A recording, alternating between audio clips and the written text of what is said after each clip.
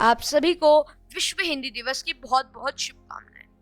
विश्व हिंदी दिवस परसों था, पर मैं आप सभी को आज उसकी शुभकामनाएं दे रहा हूँ। और आप पीछे देखे चलते हुए गेम प्ले को देखकर ये मत समझिएगा कि एक गेम प्ले वीडियो होने वाली है, पर वो बस एक बैकग्राउंड प्रेजेंटेशन है। तो इस वीडियो को शुरू करते हैं।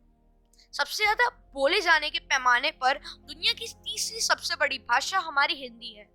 मातृभाषा के रूप में दुनिया की चौथी सबसे बड़ी भाषा है। इतनी विराट है हमारी हिंदी। भाषाओं पर रिसर्च और एनालिसिस करने वाले पब्लिकेशंस एथनोलॉग के मुताबिक दुनिया में करीब 63.7 करोड़ लोग हिंदी बोलते हैं। आज विश्व हिंदी दिवस है।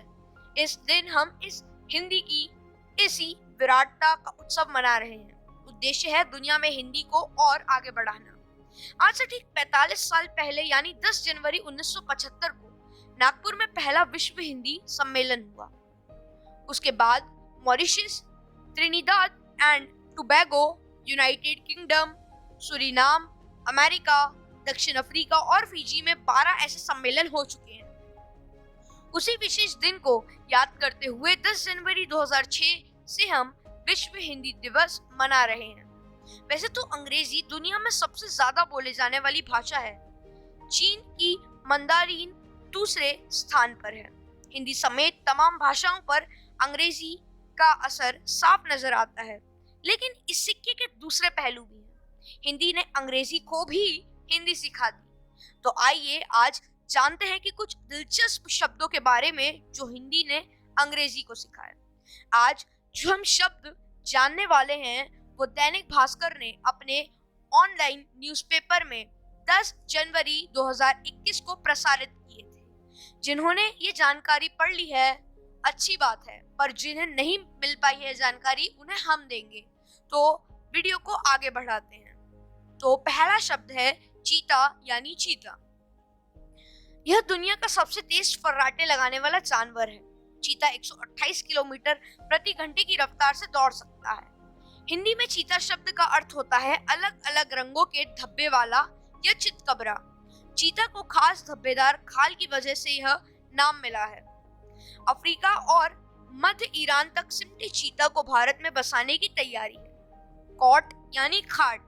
खाट, खटिया या खट पूरे भारतीय उपमहाद्वीप में परंपरागत रूप से बैठने या सोने में इस्तेमाल होते हैं। इसे पान या सन की रस्सी से बुनकर बनाया जाता है। इसका फ्रेम बांस या लकड़ी का होता है। इसे चारपाई, मांझी, मंजी, पलेगड़ी या माचा भी कहते हैं। खाट से जुड़े कई मुहावरे हैं, जैसे खाट से लगना यानी बीमार होना, खाट खड़ी होना यानी बहुत परेशान होना। अंग्रेजी में कॉट का मतलब बच्चों के लिए छोटा बिस्तर या मोड़कर रखा जाने वाला बिस्तर होता है। ठग्स यानी ठग। ठग पेशेवर हत्यारों की एक बिरादरी के सदस्यों को कहा जाता है जो सैकड़ों सालों तक भारत में रहे। इसका काम चालाकी से राहगीरों का विश्वास जीतकर उनकी निशंस हत्या कर उन्हें लूटना था। ठग शब्द संस्कृत भाषा के शब्द स्थग यानी चोर या बदमाश से बना है।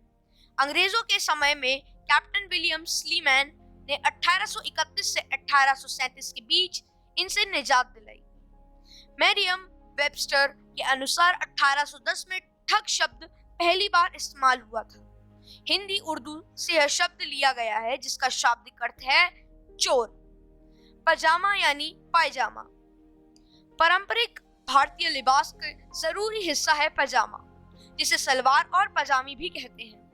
पाय का मतलब होता है पैर और जामा का मतलब है कपड़ा। 17वीं शताब्दी में इसे इंग्लैंड में लॉन्जिंग अटायर के रूप में पेश किया गया था। 18वीं शताब्दी के शुरुआती सालों में इसे अंग्रेजी की डिक्शनरी में शामिल किया गया। चटनी यानी चटनी। चटनी का अर्थ होता है दो या उससे अधिक चीजों का मिश्रण, जिसे अंग्रेजी में भी चटनी कहते हैं। चटनी मूल रूप से भारत का सॉस है। 19वीं शताब्दी में चटनी शब्द अंग्रेजी में शामिल हुआ। तब अंग्रेजों ने ऑस्ट्रेलिया और अमेरिका में इसका निर्यात शुरू किया। वेरेंडा यानी बरामदा।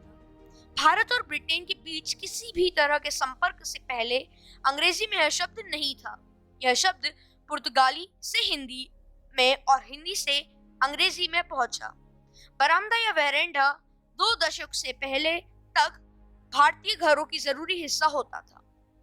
शैम्पू यानी शैम्पू, यह लोकप्रिय शब्द चंपू से आया है, जिसे हम चंपी भी कहते हैं। 18वीं शताब्दी में यह शब्द अंग्रेजी भाषा का हिस्सा बन गया। ब्रिटेन में इस शब्द को एक बंगाली व्यापारी शेख दीन मोहम्मद ने पेश किया था। शेख दीन मोहम्मद ने अपनी पत्नी के साथ 1814 में शैम्पूइंग बाथ खोला था। टाइफून यानी तूफान, टाइफून शब्द की उत्पत्ति ग्रीक भाषा के टूफून यानी बवंडर, चीनी शब्द ताड़फंग यानी तेज हवाएं और अरबी शब्द तूफान से माना जाता है। दूसरी थियरी के अनुसार टाइफून शब्द का प्रयोग सबसे पहले 1560 में प्रकाशित पिंटूस जर्नी में हुआ था। यहाँ यह पुर्तगाली शब्द तुफाओ या तुफाओ से आया। माना जाता है कि अंग्रेजी में टाइफून शब्द हिंदी से पहुंचा। बंगलो यानी बंगला, बंगलो हिंदी के बंगला शब्द से आया है, मतलब बंगाली स्टाइल का एक मंजिला घर। इस शब्द की शुरुआत 17वीं शताब्दी में बंगाल से हुई। बंगाल में ब्रिटिश ऐसे बंगलों में रहते थे और तभी से अंग्रेजी भाषा में शामिल हो गया। ये घर बहुत बड़े नहीं होते, सामने एक चौड़ा बरामदा होता है। जगरनॉट यानी विशाल शक्तिशाली आबाद, भगवान जगन्नाथ के विशाल रथों को देखकर 19वीं सदी में शुरुआत में अंग्रेजी ने जगरनॉट शब्द शामिल हुआ। शुरुआती यूरोपीय यात्री ने अपने वृत्तांतों में बड़ा चढ़ाकर लिखा कि भगवान के विशाल रथों के पहियों के नीचे श्रद्धालु आत्महत्या करते थे। यहीं से जगरनॉट शब्द को विशाल, न रोके जा सकने वाली शक्ति या भारी वाहन के रूप में इस्तेमाल किया जाने लगा। जोधपुर यानी जोधपुरी, 19वीं सदी में इस लिबास की शुरुआत जोधपुर से हुई। पोलो खेलने के लिए जोधपुर के राजा और उनकी टीम यही जोधपुरी पहना करती थी। 1897 में महारानी विक्टोरिया जोधपुर पोलो टीम से मिली और उनके कपड़े से काफी प्रभावित हुई। तब से ही ब्रिटिश लोग पोलो खेलने और घुड़सवारी के लिए जोधपुरी पैंट पहनने लगे और यह अंग्रेजी भाषा में शामिल हो गया। जोधपुरी सूट को बंद गला सूट भी कहते हैं। तो इसी के साथ हमारे आज के फैक्ट्स और वर्ड्स खत्म होते हैं। उम्मीद करते हैं कि आपको वीडियो पसंद आई होगी। अगर आपको वीडियो पसंद आई तो प्लीज इसे लाइक करें और जितना हो सके आप उतना शेयर करें। मैं ये उम्मीद करता हूँ कि आप इसे कम से कम 5 ऐसे लोगों तक शेयर करेंगे जो ये वीडियो पूरी तरीके से देखें, और हम ये उम्मीद करते हैं कि वीडियो कम से कम 50 लोग देखें, 50 की व्यूइंग। तो thank you for watching and till that bye bye.